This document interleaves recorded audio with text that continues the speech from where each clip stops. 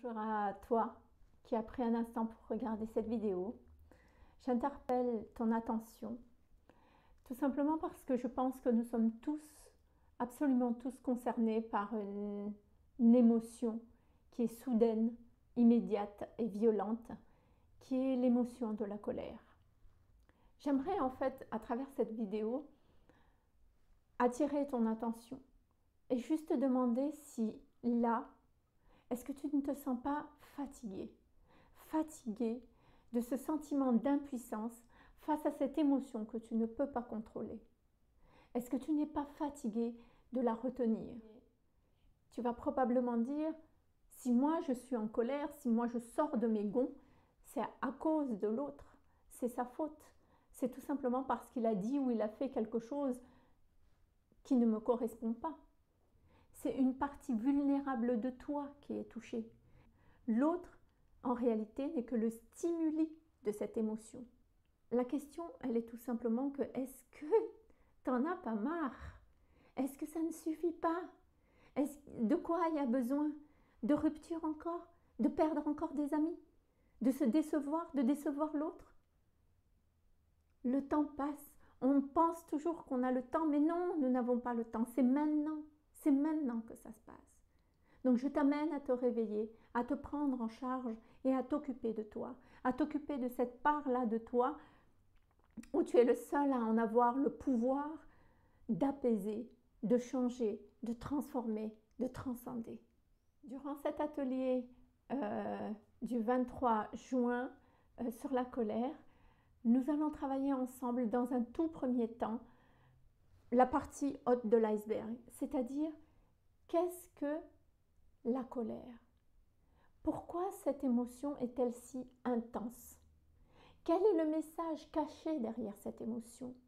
Et comment faire pour diminuer l'intensité de la colère? Comment pouvoir vous exprimer auprès de l'autre avec bienveillance? Comment faire pour gérer la colère de l'autre, la colère de votre conjoint, de vos enfants?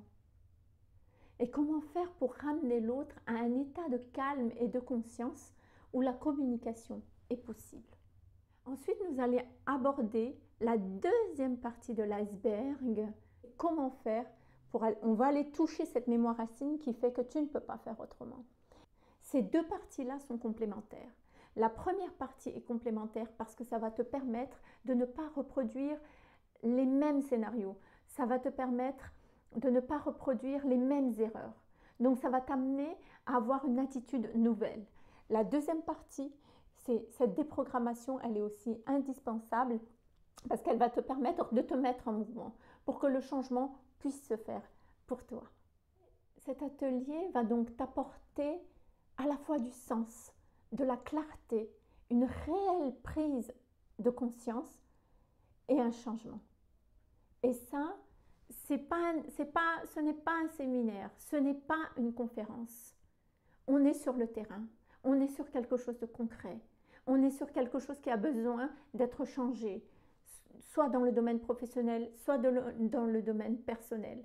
C'est la raison pour laquelle cet atelier se fera en groupe restreint de 15 personnes afin que je puisse m'occuper de chacun de vous, afin que tu puisses repartir avec tes réponses. Tu puisses repartir avec de la clarté. Tu sais pourquoi tu te mets en colère, tu sais pourquoi tu ne peux pas faire autrement et tu repars en te disant, voilà, c'est clair. À partir d'aujourd'hui, j'ai un processus en main que je vais pouvoir appliquer. Et au-delà de ça, grâce à la déprogrammation, tu vas pouvoir enclencher ce processus avec beaucoup plus de simplicité.